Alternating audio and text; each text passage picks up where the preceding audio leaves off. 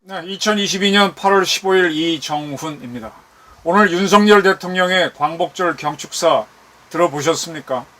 또 오늘 많은 애국 인사들은 광화문 이승만 광장에 나가서 국가를 위한 행사를 가졌습니다. 오늘 저도 윤석열 대통령의 경축사를 들으면서 상당히 내용이 좋다, 목소리에도 힘이 있다, 뭔가 자신감이 있다, 이런 인상을 받았습니다. 그러나 하나 아주 중요한 부분에서 좀 못마땅하고 이분이 아직 이 부분을 못 보는구나 하는 부분이 있습니다. 그것을 좀 이야기할까 합니다. 뭐 잘한다 해도 부족할 판인데 뭔가 좀 부족한 점을 지적하는 게 좀 깨림칙하긴 하지만, 그러나 어떻게 하겠습니까? 하나하나 고쳐서 가야지요. 제 판단이 틀릴 수도 있지만 저는 이 부분에 대해서는 윤석열 대통령이 아니라 그 할아버지가 온다고 해도 양보할 뜻이 없다, 이걸 분명히 말씀드리고 윤 대통령의 경축사를 한번 분석해 드리겠습니다. 윤 대통령은 이번에 연설에서 자유를 자주 거론했습니다. 뭐 보도에서 뭐 몇십 번 했다고 나올 테니까 그건 건너뛰고요. 그리고 그는 아주 중요한 이야기를 했습니다. 공화국 이야기를 했습니다. 이 광복절은 국민이 주인인 민주공화국, 자유와 인권, 법치가 존중되는 나라를 세우기 위한 것이었다라고 딱 잘라 정의했습니다. 근데 제가 이 윤석열 대통령 연설에서 하나 첫 번째로 걸렸던 거는 일제강점기라는 표현이었습니다. 과거에는 우리가 일제식민지라는 표현을 했고 일제병탄기라는 표현도 했었고, 근데 일본 제국주의 일본의 식민지가 되던 병탄이 되던 강제로 점령을 당하던, 이건 모두 우리가 일본한테 당했다는 거잖아요. 우리가 몽고 원나라의 지배를 받은 시절이 있습니다. 그 시절에 대해서 우리나라 모든 국사 교과서는 대몽항쟁기라고 씁니다. 몽골 강점기 또는 뭐 원나라 식민기 이렇게 표현 안 합니다. 몽골에 우리가 통합되어 있었던 정도는 일제보다 훨씬 강하죠. 그래서 저는 대일강점기란 표현을, 그 당시에 우리는 상해 임시정부도 만들어서 일본하고 투쟁하고 있었으니까 대일항쟁기라고 쓰자는 주장을 굉장히 오래전부터 해오고 있습니다. 이러한 힌트를 준 사람은 인하대학교에 있는 복기대 교수인데, 그 친구가 이제 왜 대일항쟁기를 쓰지 일제강점기를 쓰느냐, 강점기란 말을 쓰게 되면 우리가 강제로 당했다는 뜻이니까 덜 억울한 것 같지만 이리저리 당한 건 마찬가지 아니냐, 그럴 바에는 우리가 계속 독립을 위해 싸웠으니까 대일투쟁기, 대일항쟁기라고 쓰자고 합니다. 저는 전적으로 동의합니다. 윤 대통령 이번 연설에서 일제강점기 시절 독립운동은 이렇게 하지 말고 대일항쟁기 시절 독립운동을 했으면 훨씬 좋았을 거다라는 게 저희 1차 판단입니다. 그리고 그는 3.1 독립선언과 상해 임시정부의 헌장, 그리고 윤봉길 선생의 독립정신에서 보는 바와 같이 우리의 광복은 국민이 주인인 민주공화국, 자유와 인권, 법치가 존중되는 나라를 세우기 위한 것이었다. 이 정의는 참으로 잘했습니다.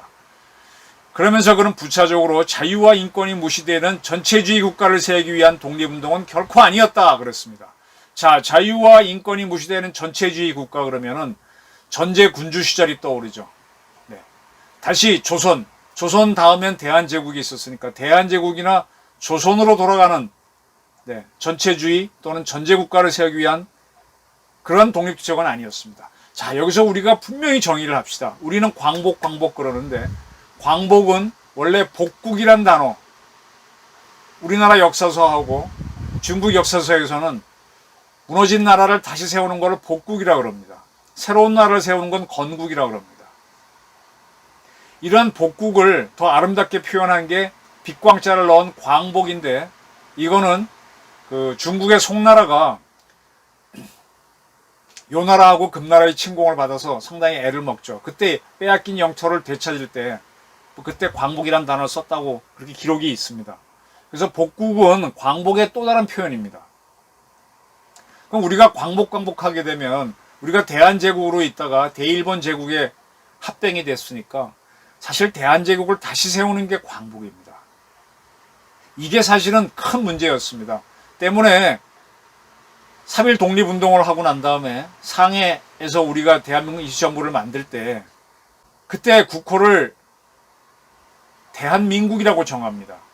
그래서 대한민국하고 대한제국은 분명히 다르다. 그런데 일단 대한이라는 국호는 이어봤자 군주가 주권이 있는 나라가 아니고 시민이 주권을 가진 공화국을 만들겠다 해서 대한민국으로 갑니다. 그렇다면 복국이란 단어를 쓰지 말고 건국을 해야 되는데 우리는 그때 일본한테 어쨌든 먹혔기 때문에 나라를 되찾는다는 뜻으로 복국을 강조한 광복이란 단어를 썼습니다. 그러면 다시 우리는 대한제국으로 돌아가야 되는데 그게 아니고 시민, 국민이 주권을 가진 나라를 세우겠다. 건국을 하겠다. 이런 정신이 있었다는 것은 그 상해 임시정부 헌장이라든지 아까 윤봉길 선생 독립정신 또 조수왕 선생의 글에도 보면 다 나오죠. 네. 그래서 우리는 광복이지만 사실은 건국이었다라는 것을 윤 대통령도 분명히 했습니다. 근데 어떤 건국이냐? 자유와 인권을 중심으로 한 건국이다. 그것이 무시되는 전체주의 국가를 세우는 독립은 아니다. 이 전체주의 국가로 독립을 한 게 누굽니까? 조선민주주의 인민공화국이죠. 우리는 그런 식의 독립을 원한 게 아니었다라고 분명히 연설 잘 하셨습니다. 또 한 번 설명합니다. 독립운동은 우리가 독립함으로 해서 끝난 게 아닙니다. 그 이후 공산세력에 맞서 자유국가를 건국하는 과정, 자유민주주의 토대인 경제성장과 산업화를 이루는 과정, 그리고 이를 바탕으로 민주주의를 발전시키는 과정을 통해 계속되어 왔고 현재도 진행 중인 것이 우리의 독립운동입니다. 그랬습니다. 네. 이 전체주의로 간 공산세력과 맞서서 자유민주주의를 지키기 위한 자유민주주의 국가를 세우고 그거를 발전시키고 하는 것이 우리의 독립과정이었습니다. 네. 그렇다면 전체주의, 공산주의, 인권이 자유가 없는 북한은 독립이 한 게 아니죠. 그거는 우리가 될 수가 없습니다. 그 나라는 제외해야 되는 겁니다. 명확한 역사원식을 갖고 계셨습니다. 그리고 그렇게 자유민주주의를 발전시키려면 우리가 자유와 인권 갖고 있다고 그게 저절로 되나요? 자유와 인권을 누리려면 경제가 있어야 됩니다. 뭐니 해도 머니가 최고죠. 그럼 이 머니를 만들려면 뭐가 필요합니까? 경제가 필요하죠. 시장경제가 필요합니다. 이 시장경제는 산업 발전을 통해서 발전합니다. 이걸 키우는 시장경제와 자유민주주의는 같이 굴러가는 거다. 이 얘기를 딱 했습니다. 이거 보게 되면 역시 서울대학교 법과대학 나온 사람이다. 이런 판단이 듭니다. 그리고 이러한 발전을 우리 혼자 하게 되면 주변 국가들이 중국이나 북한은 다 전체주의 공산주의 국가인데 혼자 할 수가 없죠. 우리와 이념이 같은 나라들과 연대해서 해야 되죠. 이러한 시대적 사명은 보편적 가치를 공유한 국가들이 연대하여 자유와 인권에 대한 위협에 함께 대항하고 세계 시민의 자유와 평화 그리고 번영을 이뤄내는 것입니다. 라고 했습니다. 네, 우리 혼자 힘으로 할 수 없습니다. 그래서 동맹이 중요하고 친구가 중요한데 이러한 동맹은 미국을 위시한 서방 국가랑 같이 가는 거죠. 그게 사실은 근대화, 영어로는 모더나이제이션, 현대화인데 일본 친구들이 근대화로 번역해서 우리도 근대화라는데 바로 이게 공화국을 만드는 기본이다라고 딱 했습니다. 그는 계속해서 보편적 가치를 얘기합니다. 이게 가치 동맹이 중요합니다. 자, 우리는 자유민주주의 시장경제로 가는데 이러한 가치를 공유한 나라들과 연대를 하는 거죠. 그래서 윤 대통령이 나토 정상회담에도 가고 이렇게 하는 겁니다. 이 가치 동맹을 이어가야 됩니다. 이건 굉장히 중요한 문제인데 가치에 대해서는 일본의 고노다로 외상, 그 다음에 아베 총리도 이야기해서 그들도 같이 하면서 인도패시픽 스트래티지를 얘기했었고 그것이 이제 쿼드로 발전했는데 윤 대통령도 같은 인식, 가치가 중요하다고 본 겁니다. 그래서 보편적 가치에 기반하여 세계 시민의 자유를 지키고 확대해야 하는 것으로 계속 발전해야 된다. 와, 이까지는 진짜 정치학 첫 수업을 듣는 것처럼 굉장히 좋습니다. 그리고 그는 이 자유민주주의를 이 정치투성에 국한하지 않고 이 자유민주주의 국가를 건설할 민족 역량을 키워내기 위해서 국내외에서 교육과 문화사업에 매진한 분, 대표적으로 교육과 문화사업에 매진한 분은 동아일보를 세우고 고려대학교를 인수해서 민족사학을 세웠던 인천 김성수죠. 그러한 인천 김성수가 두려워서 친일파로 만든 게 누굽니까? 그게 문재인 같은 좌파 그런 자들입니다.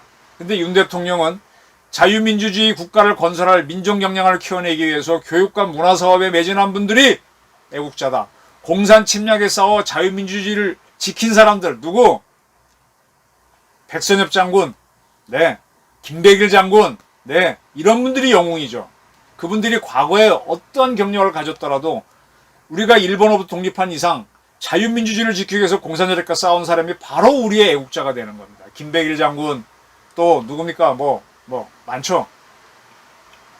진정한 자유의 경제적 토대를 만들기 위해 땀을 흘리신 산업의 역군, 네, 이병철, 정주영으로 대표되는 우리의 경제 영웅들, 그리고 그 많은 개발연대 시대의 우리 아버지들이 우리의 영웅이죠.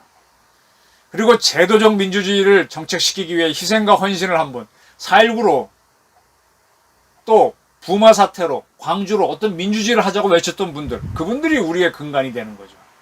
네. 이런 분들이 자유와 번영의 대한민국을 만드는 위대한 독립운동가라는 점도 잊지 말아야 할 것입니다 라고 얘기를 했습니다. 그러니까 5.18 광주만 한 사람들이 뭐 민주운동가다? 아닙니다. 부마 항쟁도 그렇고 4.19도 그렇고 어떻게 보면 5.16도 산업을 이끌고 또 전두환 대통령이 했던 단임도 우리 민주주의를 정착한 겁니다. 이렇게 자유민주를 확대시킨 쪽으로 가야 되죠. 그리고 이런 이야기를 합니다. 제가 여기서 깜짝 놀래고 이 양반이 역사 국제정치를 제대로 보는구나 라고 판단했던 분인데, 과거 우리의 자유를 되찾고 지키기 위해 정치적 지배로부터 벗어나야 하는 대상이었던 일본은 이제 세계 시민의 자유를 위협하는 도전에 맞서 함께 힘을 합쳐 나가야 하는 이웃입니다. 그랬습니다. 네. 과거 제국주의 일본은 우리를 지배했기 때문에 우리는 그를 타도하는 대상으로 삼았지만은 이 패전한 이후의 일본, 지금의 일본국은 우리와 같이 동맹을 해서 세계 시민으로서 같이 전체주의, 공산주의에 맞서 나갈 이웃입니다 라고 얘기했습니다. 그리고 한일 관계의 포괄적 미래상을 제시했던 것은 김대중 대통령과 오부치 총리가 제시했던 공동선언, 김대중 오부치 공동선언이 그게 정답이죠. 을 개성하여 한일 관계를 빠르게 회복시키고 발전시키겠습니다 라고 그랬습니다. 광복절날 이런 연설을 하는 거는 쉽지 않습니다. 저는 이 점에 있어서 윤 대통령을 전폭적으로 지지합니다. 아까 일제강점기를 대일 항쟁기, 대일 투쟁기로 썼으면 좋겠다라는 유감이 있지만 여기까지는 100% 지지입니다. 독립운동 정신인 자유는 평화를 만들어내고 평화는 자유를 지킵니다. 네. 이 독립운동은 자유는 평화를 만들죠. 평화는 또 자유를 지켜줍니다. 이걸 하기 위해서는 우리는 블라디드 피스, 피 흘려 싸워야 됩니다. 누구랑? 공산주의자랑, 전체주의자랑. 그리고 이제 문제의 연설이 들어갑니다. 북한의 비핵화는 한반도와 동북아 그리고 전 세계의 지속가능한 평화에 필수적이다 라고 한 후 이 비핵화를, 북한 비핵화를 이루기 위해서 북한 비핵화를 한다면은 북한의 경제와 민생을 획기적으로 개선할 수 있는 담대한 제안을 하겠다라고 하면서 북한에 대한 대규모 식량 공급 프로그램, 발전과 송배전 인프라 지원, 국제교역을 위한 항만과 공항의 현대화 프로젝트, 농업 생산성 제고를 위한 기술 지원, 병원과 의료 인프라 현대화, 국제 투자 및 금융 지원 프로그램을 실시하겠다 그랬습니다. 여기서 제가 좀 땅을 쳤습니다. 윤 대통령이 일본하고 관계까지는 저렇게 잘 보면서 아직 북한은 제대로 못 보는구나. 이건 물론 제 판단입니다만은 아마 제 판단이 국제정치의 보편적 가치로 보면 틀리지 않을 겁니다. 자, 북한을 이끄는 건 누굽니까? 김정은이죠. 김정은이가 지금 핵을 만들고 있습니다. 만들었습니다. 그걸로 지금 위협을 하고 있습니다.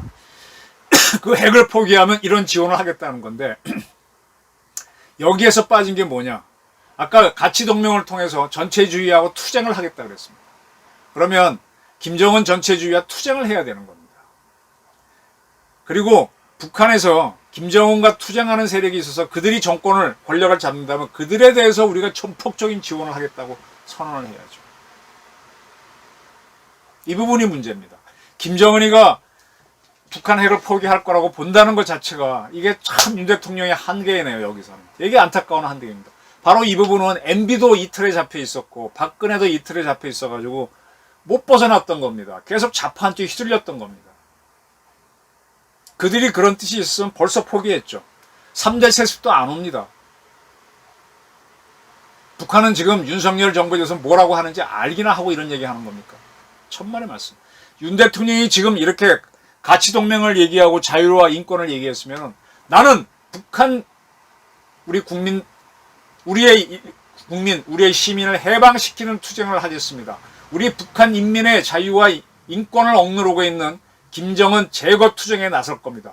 북한 주민 여러분, 나를 믿고 김정은 제거 투쟁에 나와 주십시오. 그러한 북한 시민과 국민을 위해 저는 전폭적인 지원, 모든 지원을 하겠습니다. 라고 선언해야죠. 김정은이가 포기하면 이런 선언이 아니라 김정은이가 포기할 놈이 아닙니다. 거기서 중요한 인식의 차이가 있습니다. 이 부분을 제외하고 나서부터는 저는 큰 불만이 없습니다. 뭐 사회적 약자에 대한 배려, 소상공인에 대한 배려, 장애인들에 대한 배려, 주택 불안에 대한 국민들에 대한 배려, 집중호우에 대한 국민 지원, 이건 다 우리 국민들을 위한, 대통령은 국민을 위해서 봉사하는 자리니까 이건 좋습니다.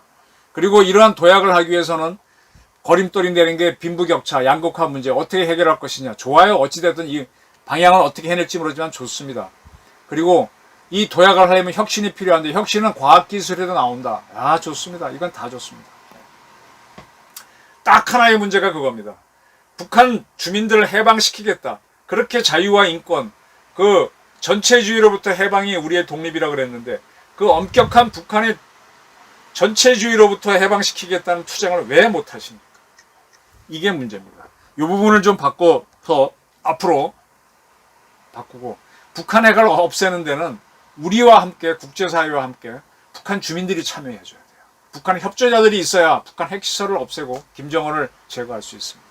이 부분만 좀 크게 변화됐다면, 그리고 대일항쟁기란 표현을 썼다면 정말 윤 대통령이 지지받겠다라는 생각을 합니다. 모든 걸 다 잘할 수는 없죠. 이승만 대통령은 정전협정을 맺게 될 때, 그 전에 방공포로 석방하고 다 할 때 그런 연설을 한 걸로 알고 있습니다. 2천만 북한 동포 여러분, 내가 당신을 해방시키지 못해 미안합니다. 내가 해방시킬 테니 기다려 주십시오. 근데 그 이후로 70년이 지나면서도 어떠한 지도자도 그런 연설을 못했습니다. 윤석열 대통령이면 그런 연설을 할 수 있어야죠. 자, 내가 지금 구해주지, 내가 위해야 할 국민 2천만이 북한에 있다. 그거를 압제로부터 해방시키겠다. 그 노래 있지 않습니까? 옛날 우리 윤 대통령이나 저나 비슷한 또래로 대학 다녔는데 운동권 노래. 그걸 부르면서 북한 인민을 해방시켜야죠. 님을 위한 행진곡을 부르면서 북한 인민들을 해방시켜야죠. 압제와 이 해방의 나라를 해방시켜야 되죠. 그런 선언을 했더라면 정말 좋았겠다. 그리고 그 연대는 앞으로 미국, 일본 이렇게 같이 한다. 그리고 우리의 힘은 과학과 기술로 하고 우리 국민들을 잘 살게 하는 힘으로 돌파하겠다. 그렇게 해서 북한을 우리 체제에 편입시켜서 동북아의 안정을 찾겠다. 이렇게 갔으면 정말 좋아하겠다라는 게 저희 생각이었습니다. 제 생각이 어떻습니까? 경청해 주셔서 감사합니다.